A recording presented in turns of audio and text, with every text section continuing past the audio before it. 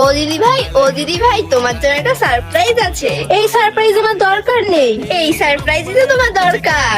আমাকে ঝাঁকানাকা আম পান্না বানিয়ে দাও তো। নিজে বানিয়ে খাও। নিজে কেন বানাতে যাব, তুমি থাকতে। আম পান্না খাবে না? দাঁড়াও, আজকে তোমাকে পান্না করে ক্লাসে পুরে দেবো। বেশি না বকে চুপচাপ কাজটা করো, না হলে আজকেই তোমার পর্দা ফাঁস করে দেবো। কেন, আমি কি জানলা নাকি যে আমার আবার পর্দা থাকবে? তোমাকে জানলাও হতে হবে না, দরজাও হতে হবে না, একটু দাঁড়াও, বাবাকে গিয়ে ঘটনাটা বলে আস। হ্যাঁ, যাও যাও, আমিও দেখি তুমি কি ঘটনা বলো। কেন, ওই পাড়ার পল্টুর সাথে যে আগের দিন মোড়ে দাঁড়িয়ে ফুচকা খেয়ে আসলে, সেটা কি আমি দেখিনি নাকি?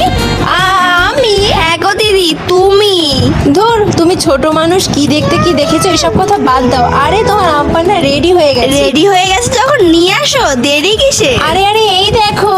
ওয়াও, তুমি এত সুন্দর আম পান্না বানিয়েছো। তুমি যত ইচ্ছা পল্টুর সাথে ঘুরতে যাও, আগে আমি তো এটা খেয়ে নিই। এই আম পান্নাটা যে টেস্টি হয়েছে না, আর খুব ঝাল হয়েছে। পুরো তোমার মতো। এই অসহ্য গরমে তোমরাও বাড়িতে এই আম পান্নাটা ট্রাই করো।